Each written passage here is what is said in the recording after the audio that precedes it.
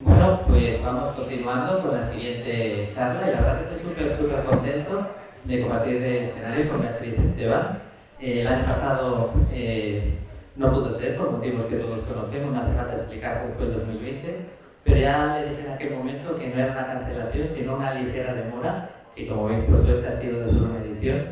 Pero realmente estoy muy contento porque cuando alguien dice, pues es una de las voces jóvenes más interesantes, esta etiqueta que acaba resultando, pese a la lavadora un poco cansina, parece que te refieres a que entre la gente joven que escribe pues destacan. No. O sea, nosotros cuando leemos un libro, yo por lo menos no me importa mucho ni los años que tiene la persona que lo escribe, ni casi ninguna otra consideración extraliteraria. Me fijo si me gusta o no me gusta, y los libros de Beatriz me gustan mucho, pero es que además lo que sí que es cierto, en comparación con otros autores o autoras jóvenes, has tenido una carrera bastante heterogénea que se ha sabido mover con igual, yo creo, éxito entre un tono más realista o historias más realistas, de denuncia social, de crítica social, si quieres, pero también has abrazado con naturalidad y maravilla, como cualquier buen lector, pues historias más de género, historias pues, de fantasmas, historias de mundos maravillosos y fantásticos. Y a mí esa dualidad sí me interesa especialmente. Como es la primera vez que nos visitas, pero estoy seguro que no será la última, vamos a poder repasar un poquito toda tu trayectoria, ponernos al día, y ya el siguiente año, cuando sea, pues ya nos centraremos en la novedad que nos ocupe, ¿no? Pero precisamente eso me permite una ventaja, y es no hacer la charla en orden. Y es que no me apetece hacer la charla en orden, ¿no? Resulta un poco aburrido. Así que yo voy a empezar a hablar de la novela, o una de tus novelas, pero para mí la que más, luego explicaré por qué, que más lejana está a lo que es el género, o al género como lo entendemos en el Celsius como ciencia ficción, fantasía y terror. Y me refiero a Presas, que en realidad fue tu tercera novela y que me parece que es un acercamiento muy interesante. Yo estaba bastante sorprendido, ¿no? Porque yo he buceado bastante en,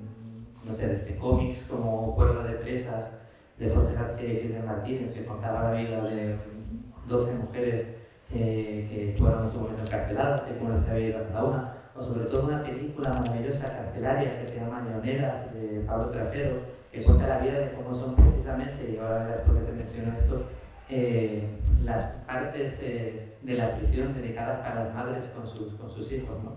Y son novelas que, bueno, pues te muestran una realidad que tú sabes que está ahí, pero hacia la que no miras mucho y que a veces ni reflexionas, porque aquello que no miramos como que no existe, y a veces uno se siente más cómodo pensando que determinados problemas no existen, o con ese mantra de no puedo hacer nada, pues a mí que más me da, ¿no? Y esto es lo fácil, pero lo fácil no siempre es lo correcto. Entonces decía, qué raro, porque con todo esto que me he visto me parece que la investigación que hay detrás de Presas tiene que serle muy cercana. Y luego pues ya me enteré, pues efectivamente, de que sí, que era muy cercana, y precisamente sobre cómo llegas a Presas, por qué tienes este acceso a esta documentación y cómo viviste todo este proceso, por lo que te voy a empezar a preguntar. Bueno, no me esperaba que me preguntaras por Presas precisamente porque a mí me encanta el género de la fantasía, me encanta jugar con los elementos fantásticos, diferentes, pero claro, justo coincide que dos de mis novelas son puramente contemporáneas, realistas hasta el extremo, y como tú dices, un poco de denuncia social, y las dos tienen mucho que ver como Presas, que están muy hiladas a una experiencia y una vivencia personal, ¿no? Y en el caso de Presas fue bastante directo, y es que yo con 19 años fui de voluntaria un verano a una cárcel española en que nos hacíamos una especie de campamento de verano con los internos, y la experiencia me cambió totalmente la vida, porque yo entré sin saber lo que iba a encontrarme. Yo no sabía nada de la cárcel, absolutamente. Nadie te explica realmente cómo es, cómo está organizada, cómo funcionan las cosas ahí dentro. A ver si así mejor. Vale. Y lo que me encontré me sorprendió mucho, porque fue la definición de que no hay polos ni extremos y que todo es demasiado complejo y demasiado gris. No podías generalizar en ningún aspecto, porque te encontrabas casos de todo tipo, y lo peor es que lo curioso, lo que me impactó más, es que al final encontrabas voces y personas detrás de esos internos. A mí es un tema, todo el tema de las cárceles, y a raíz de Presas surgió mucho estas conversaciones, que cuesta mucho hablarlos, porque al final llegas a la conclusión de que no hay ninguna conclusión, de que realmente si nos ponemos a rascar, muchas de las cosas que vi ahí se estaban formando ya antes en la calle, en sus historias personales,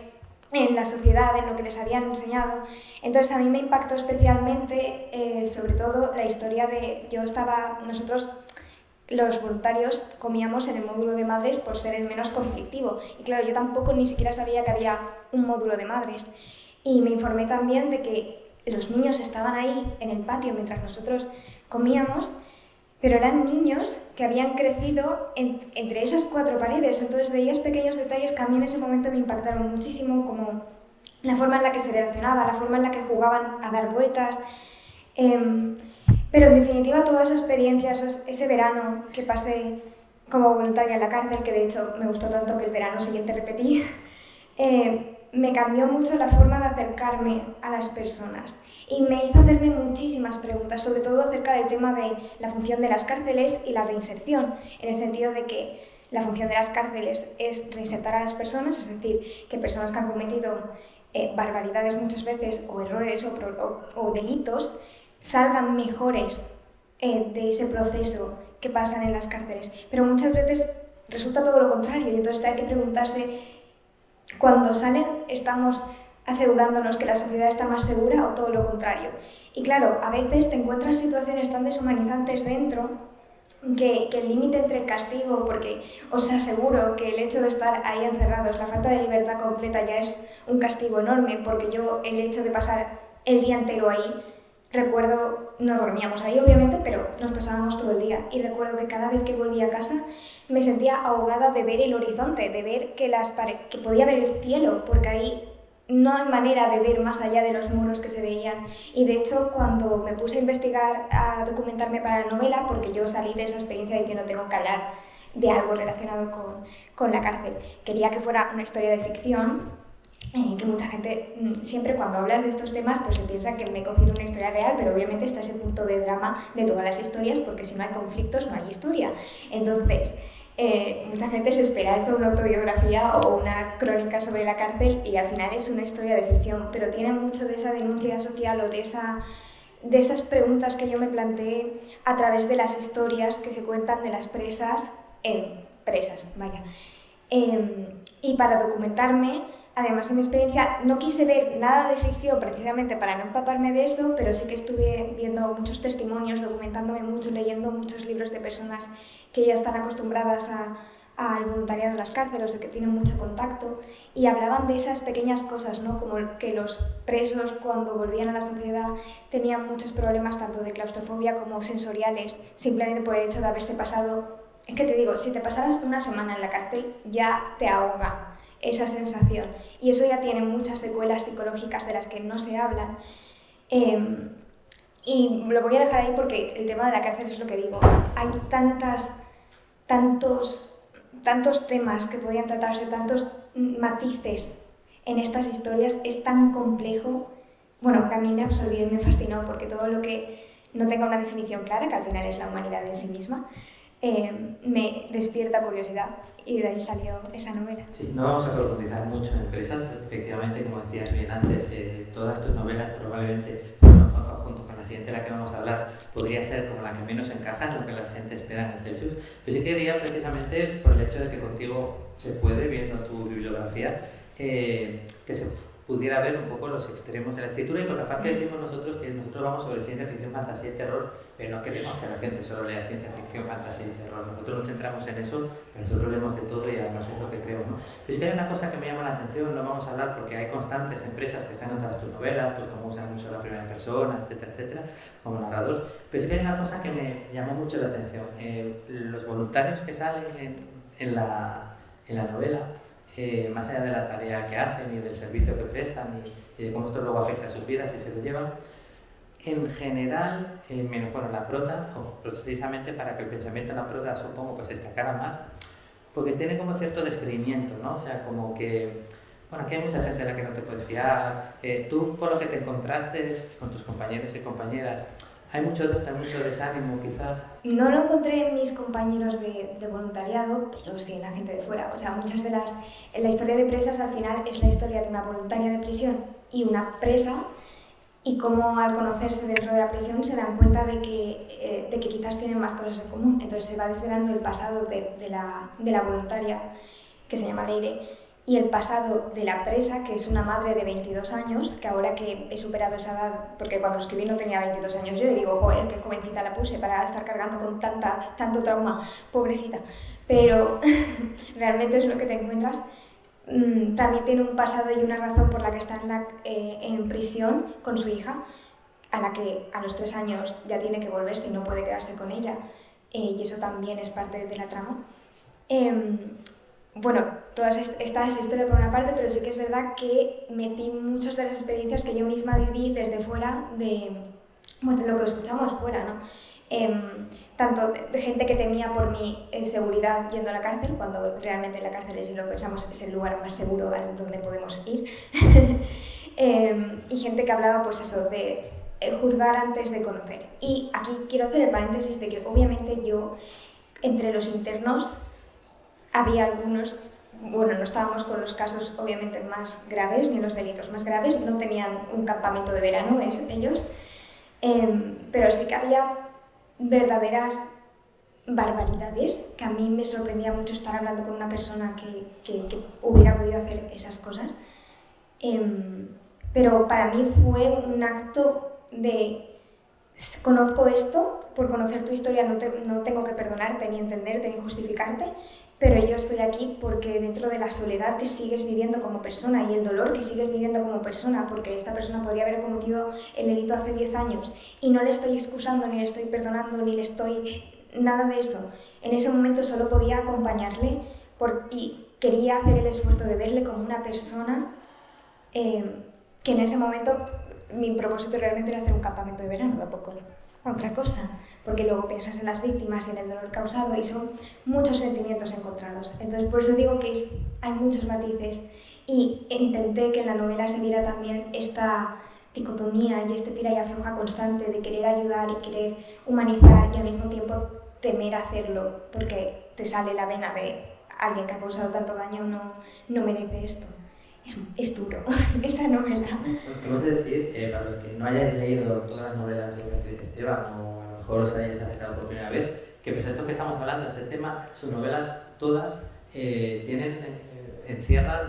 un mensaje muy positivo, en el sentido que a través de ellos, igual que ella decía que lo que puede pasar con el voluntariado, yo creo que te hace un poquito mejor. No sé, es un poco lo que tú decías, también pasa con tus libros, ¿no? Pese a la dureza siempre existe la esperanza, como pasa en la vida en realidad, y siempre hay motivos para caminar hacia ella y para llegar hacia ella. Con esto saltamos a tu primera novela publicada. Dije que está más lejos del género, de los temas que tocamos, presas que Seré Frágil, porque el miedo, el terror, es una frontera muy, muy difusa, ¿no? Entonces, habrá gente a lo mejor algo, si no tiene componente sobrenatural, no lo considera de miedo, y habrá gente para el que ir al dentista sea la experiencia más horrorosa que pueda haber en el mundo, ¿no? Pero ¿qué pasa cuando los fantasmas van por dentro? Cuando encima es una amenaza real, porque no es que apagas la tele y desaparecen, o que cierras el libro y se desaparecen, sino que van contigo, ¿no? Y a lo mejor aunque tengas una vida más o menos guay, pues no te los consigues quitar de encima. Entonces, en realidad, Seré Frágil, como lo miras, también es una historia también de miedos, ¿no? Y de preocupaciones y de cómo abrirte paso o seguir la luz entre ellos. Decías antes que mucha gente te pregunta si es biográfico, es lo que pasa cuando una historia real está bien escrita y cuando una historia funciona, y muchas veces, como decían algunos escritores, no hay nada más real que una buena historia de ficción, ¿no? Entonces, yo creo primero que es considerar un halago cuando te dicen, no, pero eso está basado en algo biográfico, porque es que ha sido totalmente creíble y plausible. Entonces, me imagino que en Seré Frágil, pues también te lo preguntan mucho, de dónde está el límite entre la ficción y la realidad. Entonces, contanos un poquito y ya luego saltamos de lleno a la fantasía y demás, el mundo de la maravilla, por este libro y por cómo empezaste y cómo tu arranque. A ver, es que aquí para entender, porque claro, Jorge Iván ya ha explicado muy bien la heterogeneidad de mi obra, pero para entenderla mejor, yo considero que cada una de mis novelas salió en un momento y se escribió en un momento que marca mucho mi momento vital, ya que yo no soy ninguna señora mayor con una gran biografía, pero la escritura para mí siempre ha sido una herramienta y un mecanismo para entender mejor el mundo, entenderme mejor y a través de las historias hacerme preguntas o buscar consuelo o meter a personajes en situaciones en las que yo me he encontrado para ver también cómo ayudarles y cómo ayudarme a mí a salir de ellas. También he de decir que esto era sobre todo al principio de de mi escritura, con Seré frágil, con Presas, y que me doy cuenta a lo largo de los años, cosa que lo considero buena señal porque creo que viene muy de la mano con una mejor salud mental, considero que a lo largo de los años, en lugar de utilizar la escritura como un lugar donde encontrarme, lo estoy utilizando ya como un lugar donde escapar, donde evadirme, donde divertirme y crear, y eso es toda la parte como más fantasiosa de la que hablaremos más tarde. Pero sí que es cierto que en mis comienzos, con 15 años, cuando estaba escribiendo novelas por esa época, pues estaban muy basadas en los momentos de mi vida. Y a los 15 años yo sufrí un trastorno de la conducta alimentaria que me marcó también mucho la vida porque hasta entonces, como la gran mayoría de personas, yo no había oído hablar de la salud mental y creía que estas cosas no pasaban y que la gente con anorexia era un mínimo de la población que estaban locas y estaban muy delgadas y cómo iban a hacer eso si con lo buena que está la comida. Y me di de bruces contra el suelo al verme yo misma en ese infierno y sin la capacidad o sin saber cómo salir y cómo volver a creer en mí, cómo volver a quererme si nunca lo había hecho. Esa experiencia me cambió totalmente porque gracias a eso fue a terapia y gracias a ir a terapia decidí ser terapeuta y gracias a ello soy psicóloga a día de hoy y es la otra gran pasión de mi vida. Y Seré frágil nació porque tras recuperarme de ese trastorno de la conducta alimentaria y enfadada con que yo misma hubiera negado que tenía un problema porque no estaba tan mal, porque no era para tanto, porque no estaba tan triste ni hacía estas cosas tan extremas, decidí a través de la ficción, de nuevo es una historia de ficción, pero obviamente bebe de la experiencia propia, pero luego cuando hablamos de trastornos de la conducta alimentaria, cada persona es un mundo, pues decidí hablar de ello a través de esta novela. Y Seré frágil fue mi primera novela publicada yo tenía entonces 19 años, la escribí con 17 y fue una serie de maravillosas coincidencias las que hicieron que primero me animara a publicarla en internet, en la plataforma Wattpad de por aquel entonces, ahora es una plataforma totalmente distinta a lo que era en 2014. Ahí la encontró mucha gente y mucha gente se sintió reflejada. Yo entonces lo estaba escribiendo, iba subiéndola mientras escribía. Se sintió reflejada y agradecida de que alguien hablara de esto sin llegar a los extremos, de que simplemente alguien hablara de todos esos asuntos relacionados con la salud mental que estaban tan silenciados. Y para mí de pronto el poder compartir algo que me hacía sentir muy vulnerable, pero al mismo tiempo podría ayudar, acompañar o hacer sentir menos solo a otras personas, me animó mucho. Y eso hizo que la autopublicara en Amazon para mis familiares y amigos,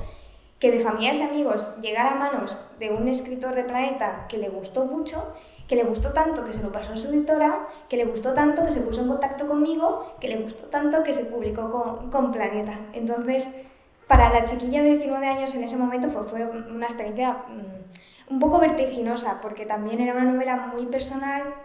yo era muy joven,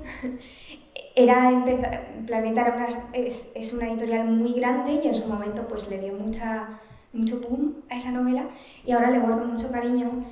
porque sigue muy viva en las personas que contactan conmigo precisamente porque hablo de estos temas de salud mental y porque para mí significó mucho, tanto para ayudarme a poner el punto final a esa etapa de mi vida como para poder ayudar a otros, porque al final lo que me hacía falta en otras novelas que hablaban de estos temas era ese punto de esperanza del que hablabas tú y que yo necesitaba. Yo escribí la novela cuando ya me sentía, obviamente aún estaba en ello, pero me sentía semi-recuperada, ya estaba al otro lado de la oscuridad y era una persona que no pensaba nunca que sería y quise decirle a mi yo de 15 años que empezó a hundirse en ese hoyo quién iba a ser y cómo iba a convertirse en otra persona distinta y si lo podía hacer a través de una historia me parecía un homenaje bonito. Bueno, la verdad es que se podría hacer una charla de 20 minutos, de media hora de lo que hicieron con cada una de las novelas de Bea, porque ya veis que además me enrollo mucho, bien, perdona. No, que además de escribe muy bien, lo cuentas muy bien. Y comunicar, evidentemente, hay autores que sobre el papel se muestran muy bien, luego en el escenario son más retraídos, al revés. La verdad que da gusto escucharte como da gusto leerte. Y mira, ahora ya vamos a pasar, tampoco vamos a seguir en orden, vamos a ir a Las voces del lago, ¿no? Que es esta novela que salió en Nocturna, como luego salió en Presas, o como anteriormente había salido Presas, perdón. Y Algo de la literatura de Bea que también tienes que tener en cuenta es que, evidentemente, a medida que vas escribiendo páginas, vas cogiendo recursos, pero desde el primer momento ha tenido imágenes muy poderosas, muy evocadoras, y las ha sabido resumir en poco, ¿no? Pensad que Las voces del lago, esto no es ningún spoiler, tiene que ver con fantasmas, es una novela de fantasmas, pero hay frases como, a mí me quedó marcada una que era, mi madre fue la primera en convertirse en una casa encantada, ¿no? Y que luego además dice algo así como que estaba llena como de amores muertos, o no recuerdo cómo se llama la frase, pero todos en el fondo tenemos amores muertos dentro, ¿no? Bien sean amores románticos, amores de amistad, amores de cualquier cosa, o sea que es una frase que ya de mano todo el mundo entiende, pero claro, es que esto ya te dice que los fantasmas no siempre están fuera, ¿no? Pero pues me gustaría que nos contaras un poquito, pues eso, tu inmersión en esta mitología celta, un poco cómo hiciste hacer esta historia, qué lecturas que tú tenías te inspiraron a la hora de hacer Las voces del lago. Me hace mucha ilusión hablar de Las voces del lago porque salió en febrero de 2020 y luego vino la pandemia y le cortó un poco el grifo también. Entonces no he podido hablar mucho de esta novela que ha salido ahí un poco a escondidas, y es una novela a la que le tengo mucho cariño porque era una novela con la que quería hablar de que nada es lo que parece y que la fina línea entre la fantasía y los fantasmas y lo esotérico y la realidad aquí es muy fina. Y es muy difícil distinguirla. Entonces juego mucho con esos conceptos y con los conceptos, como tú decías, de los fantasmas, cuando estamos hablando de fantasmas externos y cuando de fantasmas internos. Me gusta mucho la frase que has dicho de la casa encantada, porque además evoca también el hecho de que ella se sentía muy vacía, porque la madre de Bri, que es la protagonista de la historia, tiene depresión, y la historia de hecho comienza con ellas volviendo. Es el comienzo más cliché, lo hice a propósito, pero estaba pensando para evocar un poco ese ambiente, ¿no? Ella volviendo a su casa de la infancia,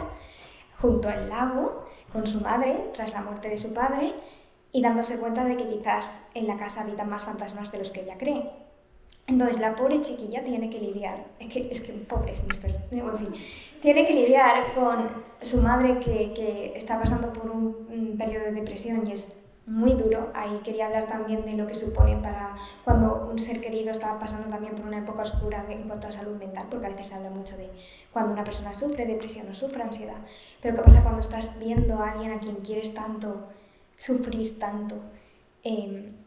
Y al mismo tiempo pues tiene todo el tema del duelo complicado con lo que pasó con su padre, que también hay una historia alrededor de la muerte de su padre, y que los fantasmas de la casa además se están encargando de recordarle que eso está todavía por cerrar.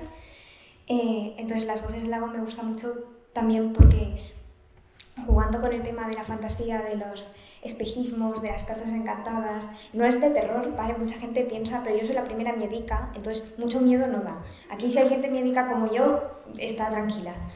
Pero es más metafórico de hacerse preguntas de cuánto es verdad y cuánto no, porque hablo también mucho de ese tema de la salud mental de Bri, mientras ella además se embarca en intentar descifrar quiénes son esos fantasmas de la casa, y empieza a estudiar de hecho mucha mitología celta, como ha dicho Jorge, con un antiguo amigo de por ahí, y ahí lo dejo. Entonces yo me inspiré, bueno, diría que me inspiré, quería meter el elemento de las Banshees y el elemento de Irlanda, porque aunque nunca he estado en Irlanda, mal, por mi parte me moriré el día que vaya, porque me hace mucha ilusión por todo ese folclore irlandés, esa ambientación que me iba para la novela. Y entonces sé que diré, por ejemplo, que cuando me la has hecho la pregunta, la persona que me ha venido a la cabeza, aunque no era una inspiración directa, está siempre ahí en el run run, es Victoria Álvarez, que es una escritora a la que admiro muchísimo, una amiga a la que quiero muchísimo, y todas sus novelas recuerdo leerlas cuando yo era enana, 15 años, tampoco es tan pequeña,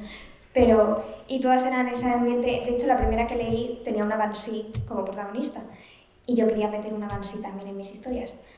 así que lo hice. Y ahí está. Sí, además es una novela de una ambientación, yo creo que muy delicada, y hablamos al principio de que deliberadamente existe ese cliché, pues que bueno, ya estamos, esto de que cada novela tiene que ser original desde la primera página, y en eso pueden seguir fórmulas y utilizarlas como haces tú para que quieres, es una paradoja extraña de la que nosotros no abrazamos. Nos encanta como es la novela, yo recomiendo que la leáis. Los libros no caducan, o sea, que haya salido en el 2020 o que hubiera salido en el 2014 no tiene ninguna importancia mientras haya acaban encontrando su público, y nuestra teoría es que las novelas que lo merecen acaban encontrándolo, y esta lo encontrará. He juntado ahora efectivamente la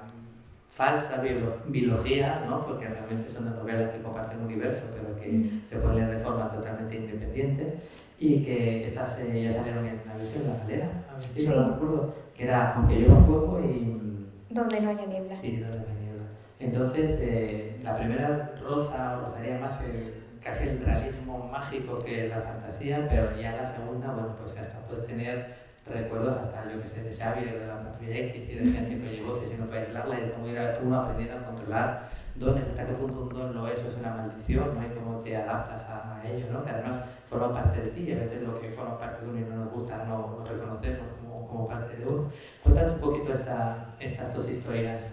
Pues Aunque llueva fuego fue mi segunda novela publicada. Y entonces recordad que he hablado de que Seré frágil fue la primera, súper realista, de hecho Planeta la clasificó como no ficción, y de hecho a veces me la encuentro en librerías en autoayuda o en biografías al lado de Belén Esteban, obviamente, que eso también ha sido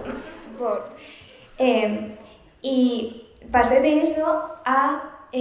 Aunque llueva fuego, que es una novela con un género muy extraño, porque realmente es una novela ambientada en Francia en 1950,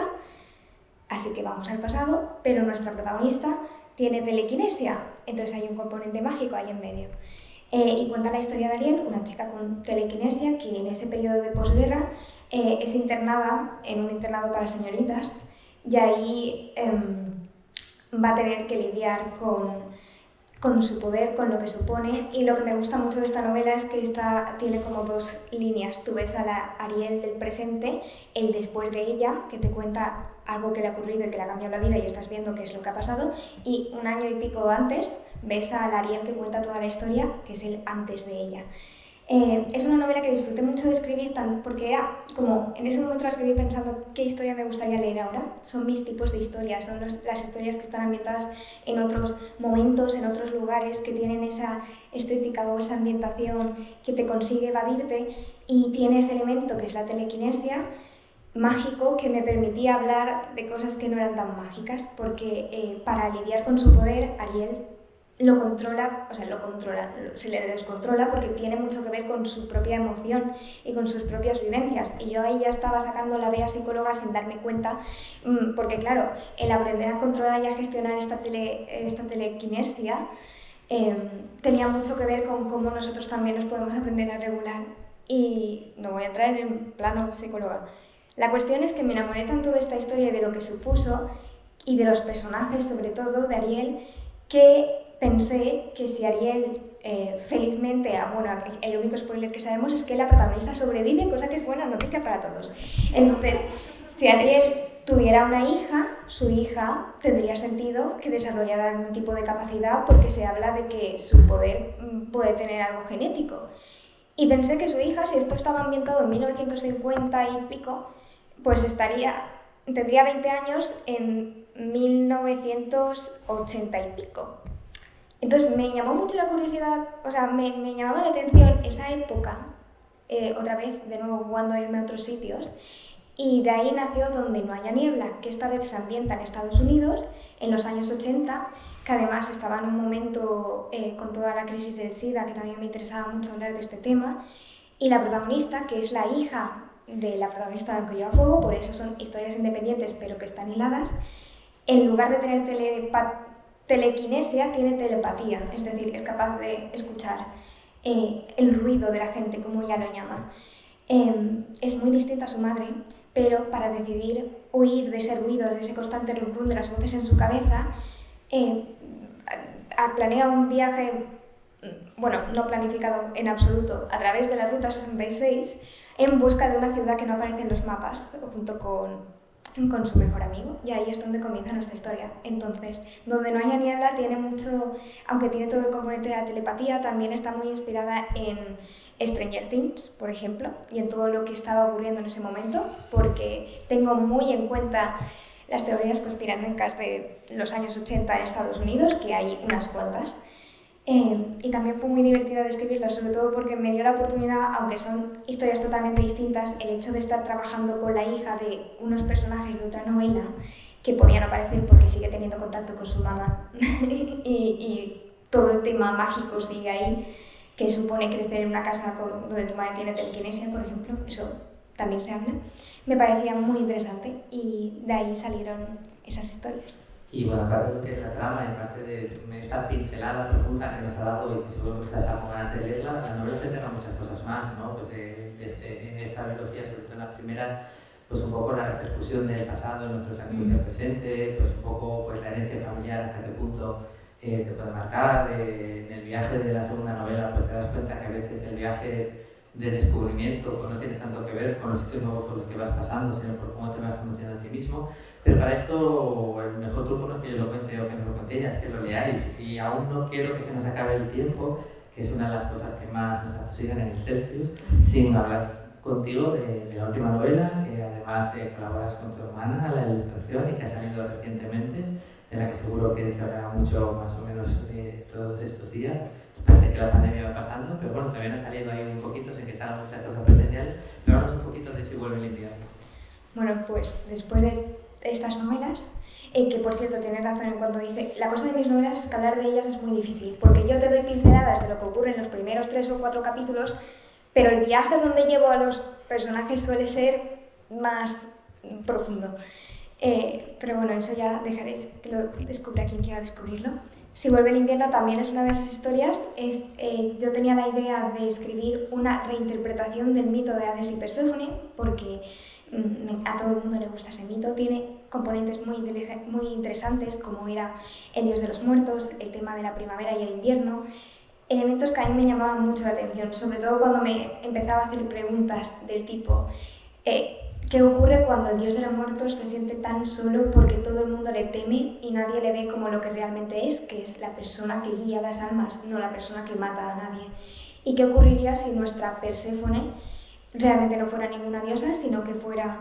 una humana más que tiene la maldición de tener que mantener la primavera en el reino, ahí dándole una ambientación un poco más medieval, un poco más distinta? Hizo una mezcla interesante. Y que a costa de tener que mantener esa primavera constante sufre también un dolor crónico, ¿no? que nació de hecho como un homenaje, porque esta novela ya nació con la intención de que fuera una novela ilustrada. Y mi hermana es ilustradora, entonces a mi editorial le pareció que sería ideal que las dos hermanas colaboraran en esta historia, cosa que da para muchas anécdotas en casa a lo largo del proceso de toda la historia. Y como mi hermana padece lupus, que es una enfermedad autoinmune, que también muy relacionada con el dolor crónico, me parecía que una forma de hacerle también un homenaje era que la historia hablara de dos hermanas. Está nuestra Perséfone con este dolor crónico, y está su hermana, que es una pieza vital en la historia y que es la única que intentará librarla de la idea loca que se le ha ocurrido a Feire, de que quizás haciendo un pacto con el dios de los muertos puede librarse de ese dolor. Entonces eso, es una historia que le tengo mucho cariño, primero porque me apetecía mucho lanzarme a la parte de fantasía más pura, y por todo el componente obviamente de que está bellísimamente ilustrada por mi hermana. Bueno, dicen que cuando acabas una charla y la audiencia te queda con ganas de investigar libros de los que se ha hablado, es que la cosa ha salido bien, y me parecería muy difícil que no haya sido el caso después de escuchar a Beatriz, de que queráis hacerlo con libros que no tengáis, o que ahora a continuación, que ya sabéis que después de la charla firmará arriba ejemplares, pues hacerlo con uno y llevarlo firmado. En el Celsius hay muchos autores oficialmente invitados, por ejemplo Diego, más de 130 creo, y luego hay muchos que vienen y participan en lo que nosotros llamamos en los Celsius, porque todo lo que pasa en el Celsius lo hagamos nosotros, lo hagan quien lo haga, nos encanta, porque mientras alguien desde aquí lo pase bien es estupendo. Y yo te digo que tenerte entre esos 130 y pico es un lujazo. Te digo, yo creo que dentro de X años, si te inventáramos por primera vez, nos costaría mucho traerte, porque ya no cogerías el teléfono probablemente o tendrías una agenda súper ocupada. Así que creo que hemos estado muy finos. Tampoco era ser muy listos, ¿no? Pensar en Beatriz y Esteban para un festival como el Celsius. Y la verdad que nos encanta, aunque haya tenido que ser un repaso tan rápido por el tiempo y para ponernos al día y ya seguir con las novedades de los próximos años, tenerte aquí con nosotros. Hay una cosa que a mí me gusta mucho en la gente que se dedica a lo que tú te dedicas, y es hacer las cosas con pasión, tanto pues, en tu trabajo regular, ¿no? como psicóloga, como cuando escribes. Se nota que escribes de cosas que te gustan, de cosas que te importan y que lo pasas muy bien haciéndolo. Y eso trasciende el papel y a nosotros nos lo hace pasar muy bien. Incluso en los momentos que los personajes lo pasan mal, sabemos que va a acabar la cosa con un mensaje positivo y aunque no fuera así, nos lo pasamos muy bien leyéndote. Así que animarte a que sigas escribiendo, animarte a que sigas viniendo a los Celsius, vamos a estar aquí unos cuantos días y la mejor manera que yo creo que tiene la audiencia de darle las gracias al autor es siempre con un fuerte aplauso. Muchas gracias.